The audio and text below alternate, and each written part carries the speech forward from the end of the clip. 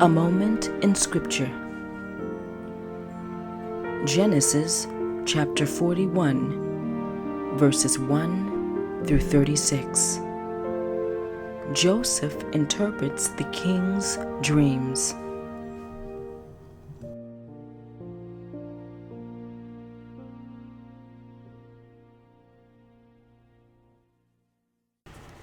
Two full years later, Pharaoh dreamed that he was standing on the bank of the Nile River.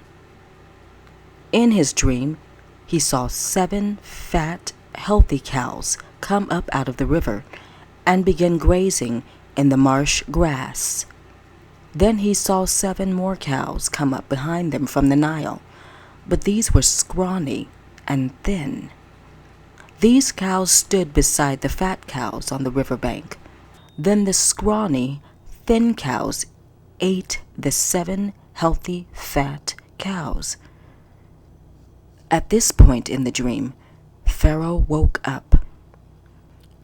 But he fell asleep again and had a second dream. This time, he saw 7 heads of grain, plump and beautiful, growing on a single stalk. Then 7 more heads of grain appeared, but these were shriveled and withered by the east wind. And these thin heads swallowed up the 7 plump, well-formed heads. Then Pharaoh woke up again and realized it was a dream. The next morning, Pharaoh was very disturbed by the dreams, so he called all of the magicians and wise men of Egypt. When Pharaoh told them his dreams, not one of them could tell him what they meant. Finally, the king's chief cupbearer spoke up.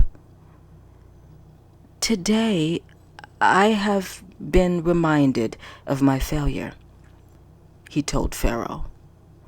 "Some time ago, you were angry with the chief baker and me, and you imprisoned us in the palace of the captain of the guard. One night, the chief baker and I each had a dream, and each dream had its own meaning. There was a young Hebrew man with us in the prison who was a slave of the captain of the guard. We told him our dreams, and he told us what each of our dreams meant. And everything happened just as he had predicted. I was restored to my position as cupbearer, and the chief baker was executed and impaled on a pole."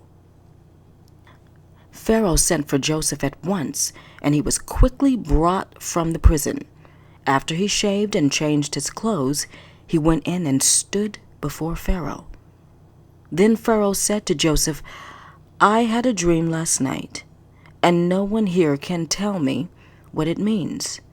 But I have heard that when you hear about a dream, you can interpret it." "It is beyond my power to do this," Joseph replied, "but God can tell you what it means and set you at ease." So Pharaoh told Joseph his dream.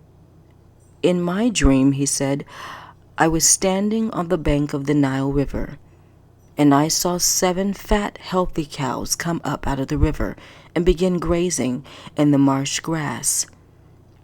But then I saw 7 sick-looking cows, scrawny and thin, come up after them. I've never seen such sorry-looking animals in all the land of Egypt. These thin, scrawny cows ate the 7 fat cows, but afterwards you wouldn't have known it, for they were still as thin and scrawny as before. Then I woke up. Then I fell asleep again, and I had another dream. This time I saw 7 heads of grain, full and beautiful, growing on a single stalk. Then 7 more heads of grain appeared, but they were blighted, shriveled, and withered by the east wind. And the shriveled heads swallowed up the healthy heads. I told these dreams to the magicians, but no one could tell me what they mean." Joseph responded, Both of Pharaoh's dreams mean the same thing. God is telling Pharaoh in advance what he is about to do. The 7 healthy cows and the 7 healthy heads of grain both represent 7 years of prosperity. The 7 thin, scrawny cows that came up later, and the 7 thin heads of grain, withered by the east wind, represent 7 years of famine. This will happen just as I described it, for God has revealed it to Pharaoh in advance what he is about to do. The 7 years will be a period of great prosperity throughout the land of Egypt. But afterwards there will be 7 years of famine, so great that all the prosperity will be forgotten in Egypt.